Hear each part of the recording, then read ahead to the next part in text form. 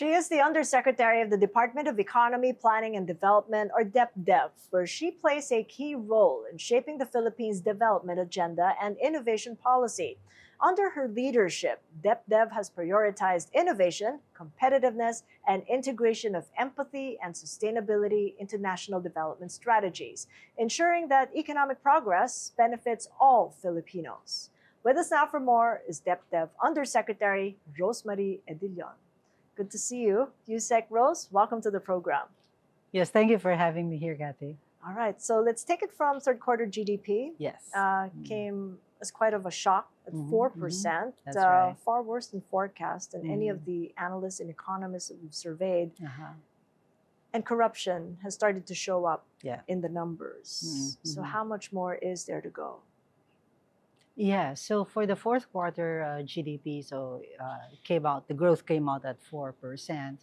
As you said, it's really something of a much lower than that we have targeted, and I think one, it was really because of the government spending. There was really a lot of underspending, also with respect to the capital outlay, and a lot of it is also because of over cautiousness, I think. So like I always say, this scandal has actually affected us three ways. One is since it's a flood control problem. So if the flood control project was not built properly, then if the rains come, then you don't get the flood control. The flood control, yeah. So that's one way. And then the second is that, of course, public perception, business confidence, and it has really affected us. And that's the reason why we are really coming up with mechanisms to make sure that, to demonstrate our seriousness about addressing the issue. And especially that we want these measures to be sustainable, robust, effective even. And then the third is that, which we have seen during the third quarter, is that so many have been very cautious in their spending and even in capital investments of government. And this is also the reason why we have to demonstrate that government is following due process, so that if you did not violate any rules, then nothing to worry about. We will follow due process. You will have your ample opportunity to defend yourself. Yeah. Talk to us about those mechanisms, because like RC Balisacan said, the fourth quarter will be better than the third. Yes. But what sort of mechanisms would bring it to that? Back to the 5% level? Yeah. Well, in terms of the mechanisms to address the corruption, so as you know, there's lots of hearings that are going on. On the part of the executive, what we are doing now is still also with respect to the investigation, plus also ways on how we can, at least prevent, making sure that it will be a bit more difficult to commit this, all this hanky-panky. So we have the Project DIME, which is the digital imaging monitoring and evaluation, and so we are encouraging the public to actually be involved in this, because it takes all of us actually to make sure that this does not happen again. We make sure that we prevent it from happening even. So this one will actually has geotagged all these infrastructure projects. They are visible online. And so you can do a real-time monitoring. We are encouraging the NGOs, the civil society, to please visit all these places and send us real-time pictures. And of course, us at DEPDEV, we're also ramping up our monitoring and evaluation, not just of this flood control projects, but the other projects as well. Now, for the fourth quarter, our discussion has been, and actually the instruction also of the President, is to accelerate the spending on the disaster recovery. Because as you know, we've had two, actually, well, more than two typhoons, but the super typhoons were your Tino and Uwan. And we know that a lot have, suffered the loss of property. There were also loss of lives. But for the loss of property, there has to be an accelerated, there was a release already of the funds that are needed for that. Even the government infrastructure that was destroyed, but also private property. There will be assistance that will be given to them. In fact, we're under a state of calamity as we Yes, speak, and that that's goes right. on for 1 year, One since year. November 7th. That's right. So how much of a bump up might that Mm. give the fourth quarter, Mm. and can that be sustained? Well, for the year, yeah. Actually, what that means is that the government agencies can now tap their quick response funds, because and even the LGUs can now make use of their calamity fund. As you know, it takes a declaration of a state of calamity before you can use that, and then. And if it is really to address calamity, to address also the recovery efforts for the calamity, then there are, procedures are being streamlined, so that it's easier to disperse, it's easier to implement the projects. And like I said, they can now tap their calamity funds, which is, even the president also has a calamity fund, and it can now be released. Sustained, well, we're looking at a year of declaration, and then that's really about, being more forward looking. Of course, if it's no longer needed, then that can easily be revoked in any case. But what are the safeguards? If people are looking for trust and accountability, how fast can you deliver that under DEPDEV? That things are being disbursed as truthfully and as people would wish for the government to be accountable. Yeah. So it's really important that first we establish transparency. So all these projects that are planned to be implemented, actually, they have to be. This will have to be broadcasters, I suppose, presented to the public, so that they know about it. Of course, the details as well, so that they can be monitored. Eventually, of course, it's really about making sure that it's visible, it's being done. So there will be a very strict adherence to transparency in this case, especially since, all this will have streamlined procurement processes, because we're in a state of calamity. But like we did in the previous, let's say in Yolanda, where all the projects that are being were being implemented were actually all published on the website. A lot of the work also has to depend on the participation of the public. You That's mentioned right. civil society and their engagement. You're inviting them to take a look at what you have online.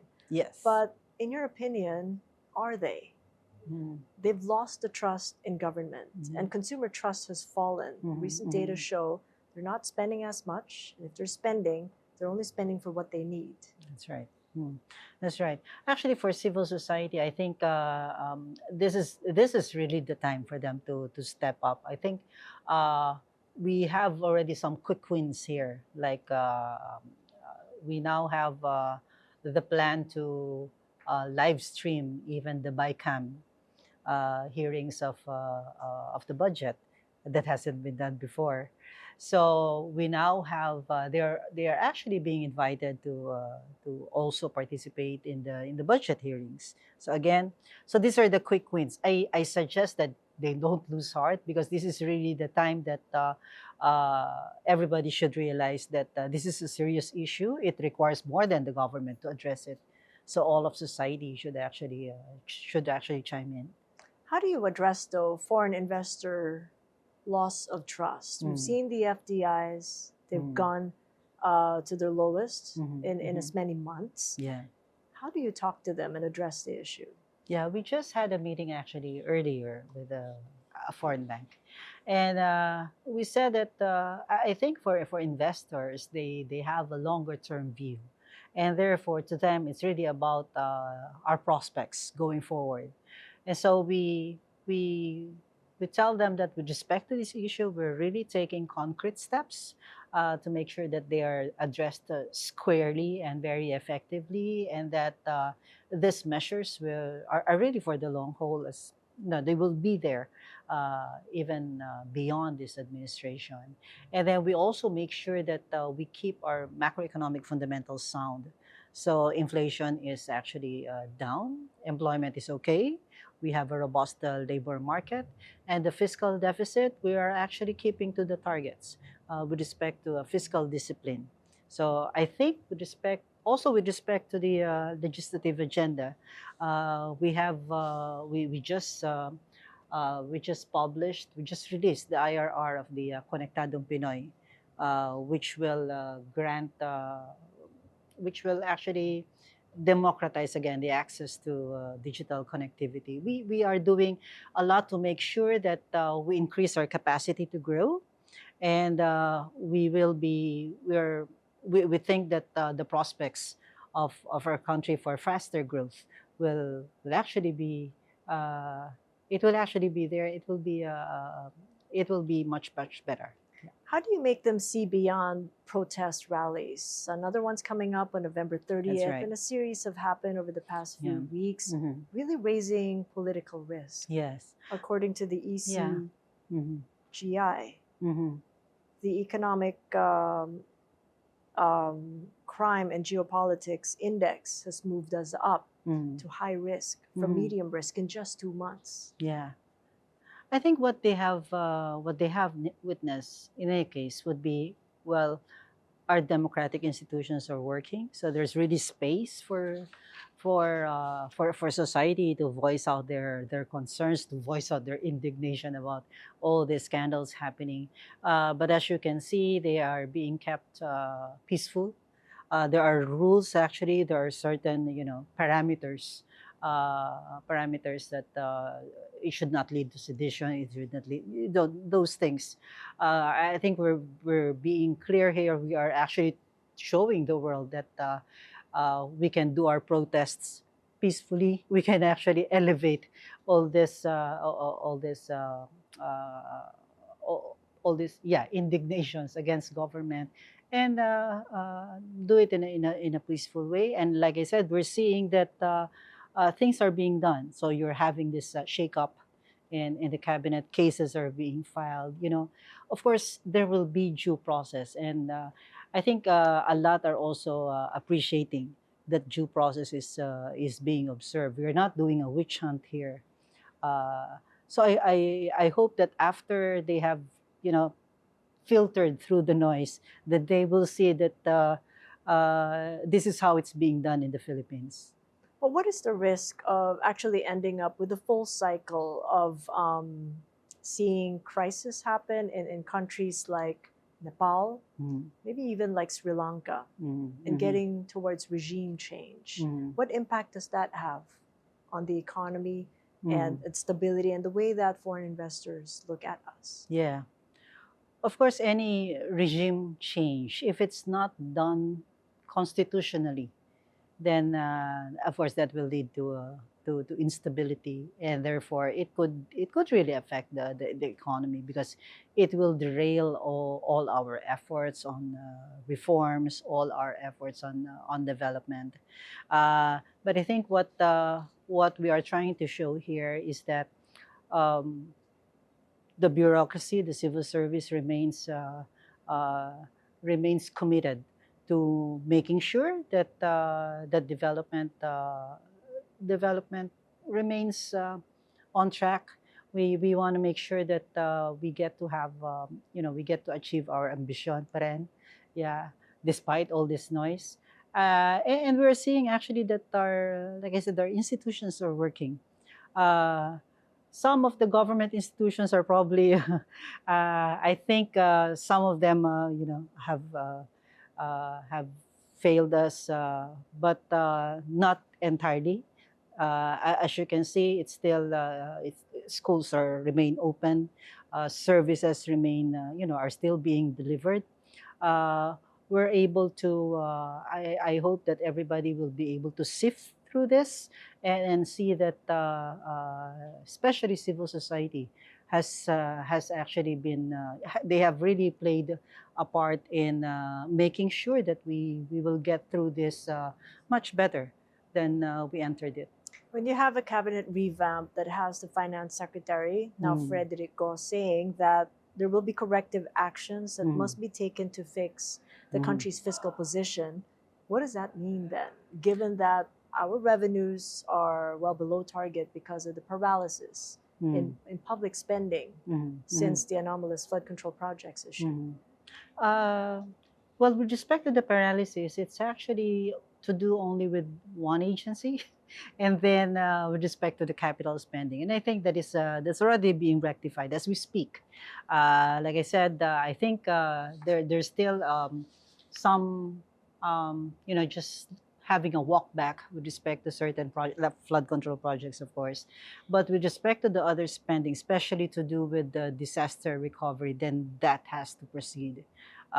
It's really not, you cannot really, it cannot be the case that the best will be the enemy of the good, because they really need to be done. And so that's actually the attitude of the economic team right now. There are those spending that really need to proceed, and we need to separate the issue of addressing this corruption scandal with delivering that infrastructure, even if it's a flood control project. Make sure that it gets done. It gets done properly.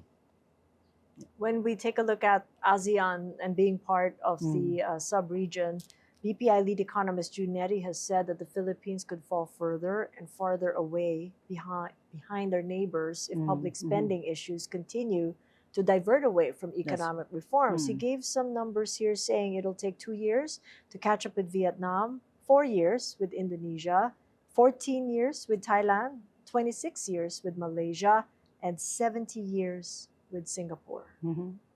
Your take? Yes. Yes, there has been a lot of underspending. There has been a lot of so many issues that we really need to rectify in order to catch up with our neighbors. But I think what we're seeing is that we have we have actually laid out that reform agenda way back, and we are following through with it. We have had several successes actually. So when we issued when we had the amendments to the Public Service Act, which ultimately actually what it did was to open up many sectors to foreign investment, which will not only bring in the needed capital but also the needed technology. Yeah. And then just recently, we issued the IRR of the Konektadong Pinoy, which is about the last mile. So we have actually, liberalized the investment regime for the backbone, so to speak. But for the last mile, then it needs that Konektado Pinoy. So that's been done as well. So I think so. What we're doing now is to make sure that we fix the policy, the foundations. I think that is the problem we had before. We were doing it, at the late stage, at the downstream. And if you have an upstream policy that is actually affecting all the others and that's not fixed, then whatever successes you have will be short-lived. So what we're doing now is to make sure that the upstream policy is corrected, it's updated to keep pace with the times, and then move on from there. Filipinos are very resilient, and I firmly believe that if we get the conditions right, then there will be a lot who could step up and take it upon themselves to lead the charge towards faster development. How's that affected your innovation ecosystem? You talked about the upstream, downstream policies. I see that innovation, which you have been a lead of at DEPDEV, has proceeded Yeah. with Filipinovation at the start of this year, and you've now got some awardees to show. Do you think that that might take a step back because of the corruption issues that have happened in government? Or does that proceed forward? And Yeah. if so, what impact will it have on the Philippine Development Plan? Yeah, it will actually proceed as it's actually proceeding quite well. It's actually proceeding quite well, better than we had expected. Of course, we do have a strategy document that we are following. We're keeping pace, but again, we are starting with uh, the policy environment. We are fixing that at the same time that we are already implementing programs. Because even with this current policies we have, some of them actually are hindering innovations. But even with that, there are a lot of Filipino innovators. And so we want to give them the platform, at least the visibility, so that Filipinos would see that there are a lot of Filipino innovators we have.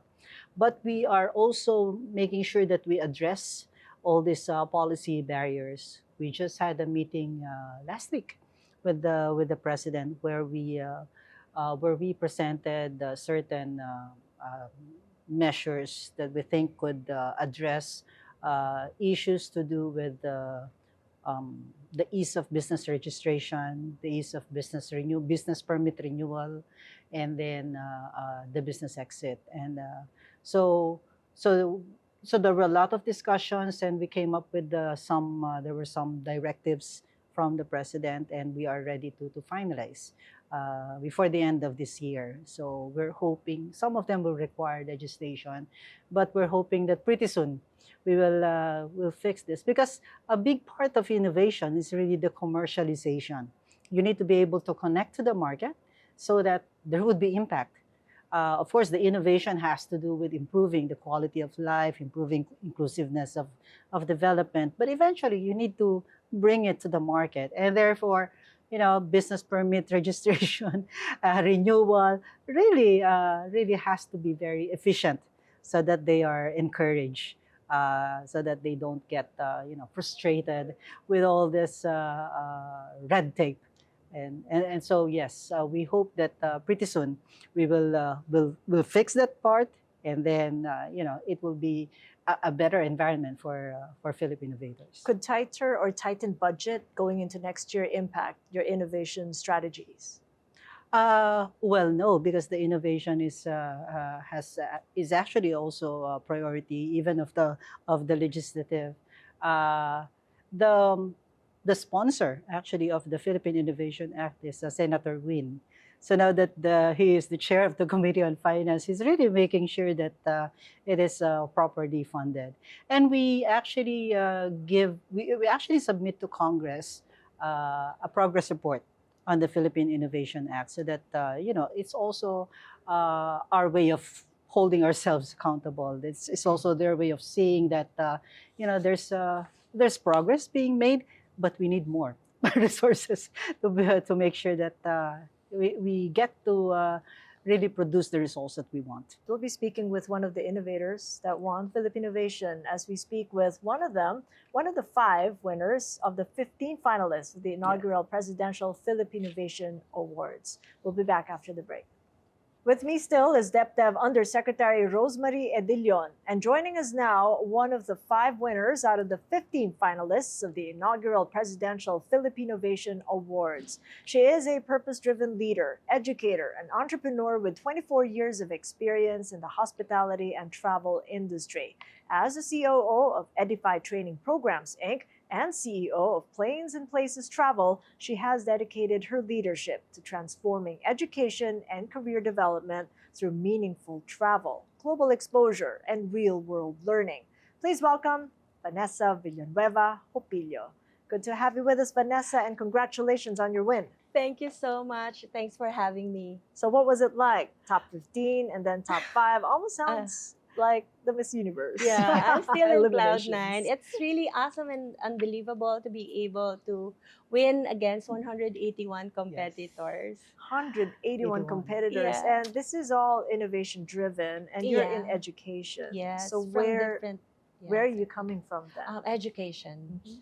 Yeah, so our company is an AI and VR workforce training platform that provides innovative training and immersive and effective tool for hospitality students. Our goal is to bridge the gap between classroom learning and professional expectations so that students feel confident, competent, and job ready from day one. What was the unmet need? How did you and your partner find out? And your business partner is all the way in the US. How did you find out that this is what the Filipinos needed? Oh, well, Edify was built as an international internship and study program company. We used to provide internships abroad and study programs. The turning point came when we focused on the hospitality sector that employs around 6 million Filipinos. And then the pandemic happened in 2020. Yeah. So for a time there, we weren't able to send students abroad due to lockdowns and travel bans. And with that, students tend to graduate with only theory, but very little hands-on practice, leaving that huge gap on their employability. So we listened to our school partners, and because Christina and I are both from the hospitality industry, we've been practitioners for years and years. We started creating our virtual training platform using Zoom. So in May 2020, we piloted the program with only 7 students and ended up with around 6,000 by 2022. Then All slowly, through virtual yeah, learning. virtual learning Mhm. and synchronous. Right. So it's our team, Christina and I, who does the training, uh, like from 7 a.m. to 7 p.m. nonstop. And So that must have changed with the return to office, return to work conditions when you can actually make a visit to the far-flung places, to the schools, the last mile schools, where you want to also educate in terms of hospitality.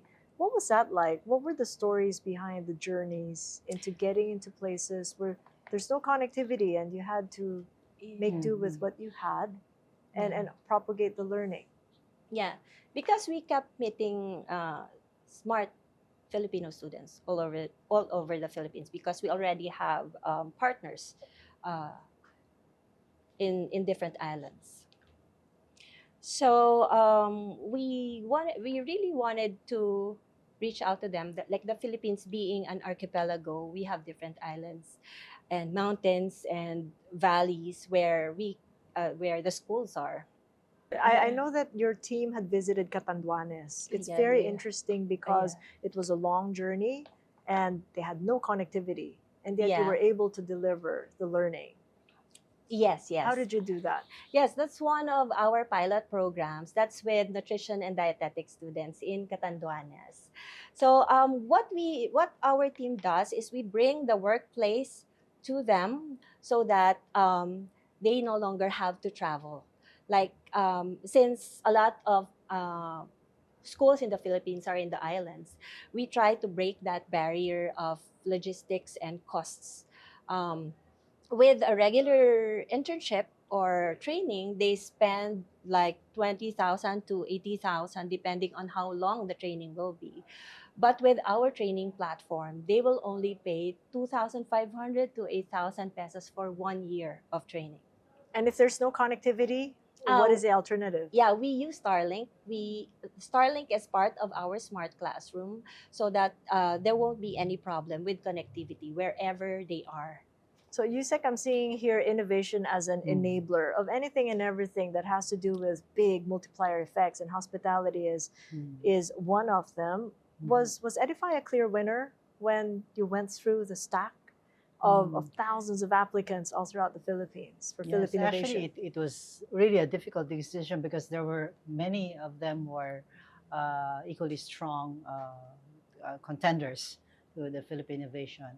But we looked at how innovative their product is, and that it is something that makes for inclusive education, inclusive training, because I have a niece actually who is in HRM, and I know how much it costs Yeah. to do an internship. Yeah, and of course, if you're coming from a not so well off family, then it's really you are really put at a big disadvantage. And when we saw that this one is really addressing a real need, so that they get to intern, quote unquote, in a five-star hotel, I believe. Yes, Yeah, yes.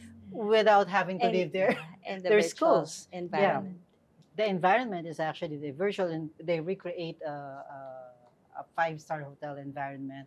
And there's also a training on like when, let's say, you are being interviewed, how you conduct yourself in an interview. Yes. So there's an evaluator, quote unquote. It's an AI that tells you how you perform and how you can best improve yourself. So we think that again, it works to improve their employability, and so it ticks the all those right boxes that it's technology driven, because we really want to improve the adoption of technology all across the country, and of course it's addressing the issue of inclusivity. Take us through those ticking of the boxes. You've mentioned already employability, Mhm. innovation. What else? What else are you Mhm. looking for, and what could make a difference to the economy? Yes, we're also looking at marketability, scalability. So the good thing about you know it being AI is that you can actually think of other applications for it. So the basic platform is there, and so again within the hospitality field, I think there could be more applications of this one. And so that's one of the things we're looking, how scalable it is, and then of course its marketability. If there's a real market, meaning it has that potential impact. We're also looking at sustainability. Who is it, something of just a fad, or is it something that can actually evolve with the times? And so that's also what we're looking for in the Filipinovation winners. And that's exactly what you're looking for now, scalability. And you're Yes, getting the yes. calls. I'm Yeah. hearing that big Yeah. companies are Yeah. already Yes. I was ringing just you up. in Davao City last week, and one of the university partners there wanted to have the MOA signing this December and the installation because they want to be the first in Mindanao. Oh wow. Wow, So that's thank you quick. to Filipinovation. And they gave the pressure to our But now that partners. pressures Filipinovation, the DEPDEV, Yes. actually uh, keeping the pace up or maybe staying a step ahead. If Yes. demand really strikes, it's going to be so big. They need your help to expand that Yes. depth and breadth, and maybe even connect with more partners and That's right. collaborators. So, what That's are you right. doing from your end? Yes. Yes. So earlier I mentioned to you about the policy reform. We actually have also already lined up several other policy reforms. Again, pretty soon, what we want is to come up with a template for what we call a regulatory sandbox. Because for many of this you have regulations, but all these regulations were for traditional way of doing things. But for AI powered VR, there's still no regulation there. Yeah. And if you go by previous regulation, it might be the case that you don't want them to proceed at all because you don't know how to.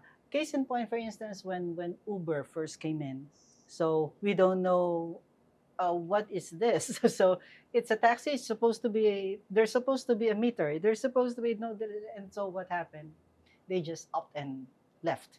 And so we want to keep up with the times. And so, but of course, not everything will require changes in the regulations. Some of them do not even require regulations. So that is something that's also in our priority of policy reforms, the regulatory sandbox. And then we have 5 enablers for this innovation ecosystem to be real dynamic. First, the NIC, the National Innovation Council. So it's the highest governing body chaired by the president. So we want to make sure that it's an 18-member council. Then you have 7 executive members. So we want them to be, really immersed in this innovation ecosystem. Uh, and then after that is the policy. So if they're immersed with the innovator's journey and what it would really take for them to get their ideas on paper and then on a product and then going to the market, then you need to have changes in policy. Then the infrastructure, innovation infrastructure. Many of this require that they come up with prototypes. So a 3D printer at the very least, some of the fabrication labs, etc. And then you have the financing, of course, it's very important. We still do not have much by way of venture capitals. And so actually for our Philippine Innovator awardees, part of their award is to get them to participate in an international event. So where they could meet investors, potential venture capitalists. And then the fifth one is programs to create awareness, programs to increase the visibility of our Philippine innovators. And of course, to make sure that we have a steady stream of innovators, Filipino innovators, so that we become very agile.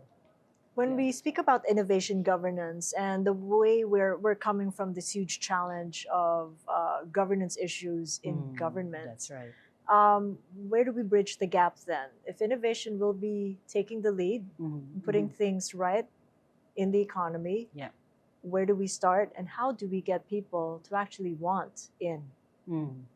Yes, actually, that's the reason why we're starting off with the NIC, the National Innovation Council, because it's the highest governing body for innovation. So just last week, we actually presented to them the innovator's journey, a mapping of the innovator's journey when they get to now connect to the market. And so we have identified, okay, this one takes this many number of days.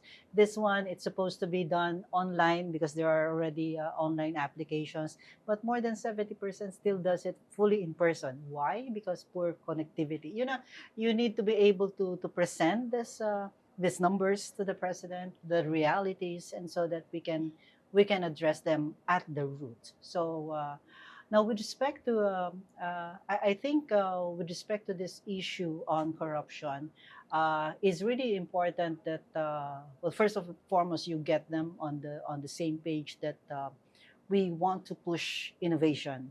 We want that there will be more of these Philippine innovators. Oh, by the way, we also emphasize IP-backed innovation, intellectual property, because we want this to be, we want to be able to bring this also to the world. And therefore, we want to make sure that a lot more products of the Philippines or apps are actually from the Philippines, sourced from the Philippines. So I think the good thing is, well, with respect to the NIC members and of course the president, is they're very serious about innovation, pushing forward this agenda of having a dynamic innovation ecosystem. Vanessa, how is IP relevant to your business? Because I know that beyond travel and tourism, you're also considering other industries and applying this similar kind of education, online and offline, to serve businesses beyond Yeah. education. Yeah, I think IP is one of our priorities. I think we already did, because that's the first step in joining the Filipinovation. It just it protects our company and our product. Are you ready to take it overseas? Yes, we've been trying to take it overseas. Actually, we already soft launched it in one of the events this year during the APACI convention in Chiang Mai. But again, we will be really needing the help of Filipinovation to help us to connect us to the proper people and the government agencies. So it's a mere connection, networking, Yes, challenge, networking. not budget or anything. Oh, budget is also another It thing. always is. It's a good Yeah. plus. Yeah, because of our development, content development. Yes. So for our grant, We plan to use it for content development, localization, and adoption. For our content, we plan to create more risk management modules to include other crises such as the typhoon and flood. We already have the earthquakes and fire simulation right now. And also for our tourism module to include more local destinations, to highlight local destinations. And then, of course, localization to enhance our AI interview questions bank to include other local dialects as well. Currently, we have Filipino and Cebuano. So our AI understands Filipino and Cebuano also. And then lastly, for adoption, we plan to pilot the two K to 12 schools in Nueva Ecija and Bukidnon so that we can start measuring the learning outcomes and get feedback and possibly, you know, push our pilot into policy. So you're seeing the collaboration in the way of government agencies like Yes. DEPDEV? Yeah, Rather than business, big DepEd, business? CHED, and TESTA. So that's the Yeah. path forward for yourself. Yes. But what about big business? Because I know that Oh, in yeah, terms yeah. of scalability, DepDev is looking to mainstream to business Filipinovation awardees. Yeah, that's right. Yes. Um, Yeah. Yeah, and by the way, before I forget, the Department of Foreign Affairs is a member of the NIC, and so when we have this international events where our Filipinovators want to participate, then we can actually tap the assistance of the DFA so that they can be connected to other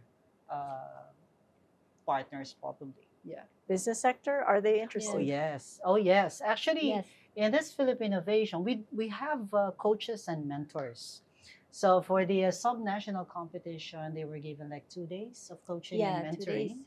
But for this Filipinovation, the finals, the national finals, they were given Like 5 a week. days. Yeah, a 5 week. days. Yeah. 5 days.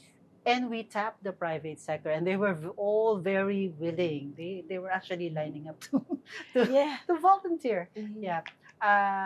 To be coaches and mentors. And many of them are really interested in partnering with, well, actually not just the 5, but the whole 15 of them. Yeah. Have you had your sessions with the coaches and mentors? Yeah, What I was that think like? that's one of the highlights Mhm. of the program because they give us workshops from like storytelling, pitching, up to refining our business model canvas, and then the 5-minute pitch followed by the 15-minute Q&A before a seasoned panel of judges. It's nerve-wracking, but I think it's valuable in terms of refining our data and strategy before we bring our innovation to international market. You had me at nerve-wracking. So who are the jurors? Who are the judges, the panel of judges for Filipinovation? Oh, we had one of the panel of judges is actually an And investor Rachel. herself. Yeah, Rachel. Good. Actually, she's the one, an angel investor. She's one of those who had difficult questions. Yeah. Yeah, we also had the president of the AI Association of the Philippines, because a number of entries actually had to do with AI. We also had from the academe, especially on the science part, and they are the ones asking the science questions, the chemical, yeah. And so, but there are 5. There are 5 in all. I Yeah. think 3 are from business. As AI runs through each of the conversations, I think it's full of AI. What in the policy, in national policy, is needed right now in terms of AI and getting ahead of it? As we know, innovation always goes ahead of regulation. Yes. But if there's one thing that we have to pin down for AI, what would it be in terms of policy? In terms of policy, I would pin it down to a data governance. Yeah, because AI actually works on data, so you need to have a good data, and we are not very good at sharing data. Yeah, in the case of let's say when you read through an article and that it says there that we actually, this website has cookies. Do you accept them? No, it's usually Yeah. that case. And we have to be more trusting So that is something that we still need to build on, and I think it has to do with again having the right framework to make sure that to uh, to make the consumers confident, the users confident that when they share the data, it will not be used against them, or their privacy will still be maintained, the confidentiality. We do have the national ID, which actually promises to give each and every Filipino a digital footprint, but we need to make sure that we have ample security in place. So I think if everybody starts to have a digital footprint, then we can. There's a lot of large language models out there, ChatGPT, for instance, the free ones. So these are AI powered, but the way it is now is that the Philippines or the Filipinos are very underrepresented.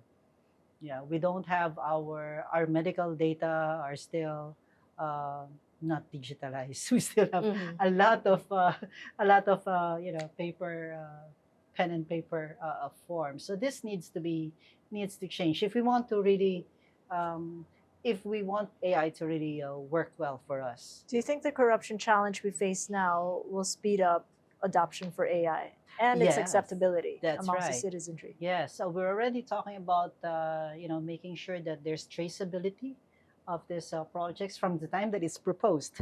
So have it's as simple as having a unique identifier, so that you get to be able to trace them from the time it's proposed to the time that it's presented to the RDC, and then approved to the time of the NEP, the GAA, etc., up to implementation. Uh, we are also proposing a unique business ID number. Again, so this will actually also, well, first give us traceability. We will also get to find out. We can get to know them better, what their needs are. At the same time, that data will really be helpful for government. So these are things that that would help us. Again, AI could be that tool, but first let's build on that very good data. 2026 nearly upon us, Oh and the next yes. cycle of Filipinovation begins. I'd want you to give a good reason, one each, on why they should take part. Maybe we could start with you, Vanessa. All right. Freshly out the gate as a winner. Hello, Filipino Vaters out there. I think it's about time that you join the Filipinovation Award for the next batch, because this is the big break that your team is waiting for. So let's help build a better Philippines through our innovation. Usec Rose. Yes, the Philippines needs you, and we really need many drivers of growth, many drivers of development. Filipino innovators, we're not just looking for those that are the bright ones, the smart ones who can come up with new inventions, but we want those products and services that could make a difference, make our lives better, our quality of lives better for all the Filipinos, and even Filipinos from the next generation. So we want you to join our Philippine Innovation Awards, Presidential Philippine Innovation Awards. We promise to give you the visibility and the support that you need, and we hope that this will be an encouragement to all Filipinos. As this is all linked to the economy, what are the chances that the forecast range of 5.5% to 6.5% might have to be revised down to make up for the third quarter miss? Yes, actually, we will be having a meeting of the DBCC. The Executive Technical Board will meet this week, and I think the cabinet level will meet over the next 2 weeks. So that is something that we will be discussing. Of course, looking at as of third quarter, the year-to-date growth is at 5%. So if we want to meet the 5%, let's say if we downgrade it to 5%, then we just need to grow by 5.1 this fourth quarter. I think it's very doable. But if we stick to the old target, then we need to muster a percent growth rate. That's I think it's going to be very very challenging. Uh, but uh, but certainly we will be looking at how how fast has been the disbursements. With the declaration of a state of calamity, were we able to really get the government agencies to accelerate their implementation of projects. Yeah. All right. Well, thank you so much for your insights and updates. Thank you. Yes. Thanks. Usec Thanks, Rose, and Cathy. congratulations. Thank you so much, and Vanessa. thanks for having me. You're most welcome. And catch us again next Thursday, 9 p.m. Philippine Standard Time on One News. You can also check out the long conversation on YouTube, Spotify, Apple Podcasts, and Google Podcasts. And if you haven't done so, like or follow my social media pages. I'm Cathy Yang. This is Thought Leaders.